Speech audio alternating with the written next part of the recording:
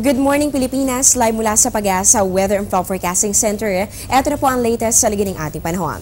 Mga kababayan, lalo pa pong humina ang bagyong Senya na patuloy po natin binabantayan sa loob ng ating Philippine Area of Responsibility. Alas 9 po ng umaga, base po ito sa pinakahuling datos sa Pag-asa na mataan po natin ang bagyong Senyang sa line 245 kilometers south-southeast ng Puyo, Palawan. Taglay po nito ang lakas ng hangin nga abot ng 55 kilometers per hour. At inaasahan po natin ang pagkilos nito pa west-southwest pa rin sa bilis naman na 13 kilometers per hour. Sa ngayon po, nakataas na lamang ang storm warning signal number 1. Dyan po yan sa bahagi po ng Palawan kung saan inaasahan po natin ang lakas ng hangin nga abot ng 30 to 60 kilometers per hour within at least 36 hours. Para po sa mga susunod na oras, inaasahan po natin dyan sa Palawan ang maulang panahon na meron pong kasama ng mga pagbugso ng hangin dahil pa rin po ito sa epekto ng bagyong Senyang.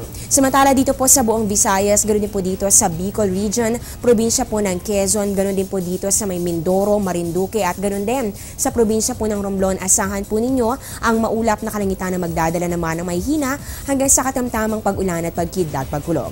At dito po sa atin sa Metro Manila at sa natitirang bahagi po ng Luzon, asahan po natin ang maulap rin na kalangitan pero mga may hinang pag-ulan lamang ang ating mararanasan. At para po sa ating mga kababayan dito po sa Mindanao area, improving weather po kayo dyan. Asahan naman ang bahagya hanggang sa maulap na kalangitan na meron pa rin po chances na mga pulo-pulo lamang na mga pag-ulan o pagkidlat, pagkulog. At mga kababayan, sa pinagsamang epekto po ng hanging amihan at ganun din ng bagyong Senyang, alamin po natin kung paano kaya nito maapektuhan itong ating mga karagatan. Magbabalik po kami matapos ng isang paalala. Tatanungin ko ang lahat ng nararapat itanong. Tatanungin ko sina Manong at Manang, mga kaibigan at katrabaho, si Obama at ang barangay tanod. Tatanungin ko ang mga taong dapat tanungin para sa mga bagay na dapat ipaliwanag. Para sa bansang kailangan magtanong. Para sa kinabukasan ng ating bayan.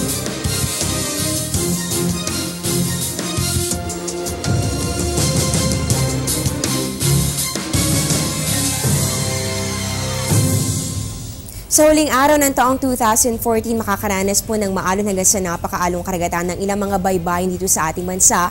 Kabilang po dito ang seaboards ng Northern at ganun din ng Central Luzon, pati rin po dito sa seaboards ng Southern Luzon. Pababa po yan dito sa seaboards naman ng Visayas. Inaasahan po natin na mapanganib pa rin po ito sa ating mga kababayang may sasakyang pandagat kagaya na lamang ng ating mga kababayang mangingisda dahil po yung wave height o yung taas po ng alon ay posibleng umabot ng hanggang 3.4 to 4.5 meters. At yan po muna ang latest mula dito sa Pag-asa. Abangan niyo po ang susunod kong update mamaya po yung alas 12 ng tanghali. Dito pa rin po yan sa Telebisyon ng Bayan. Ako po ang inyong weather lover o Rosin na nagsasabing ang taong handa at pahinahon, kayang nagpasan ang hamon ng panahon. Magandang umaga po sa inyong lahat.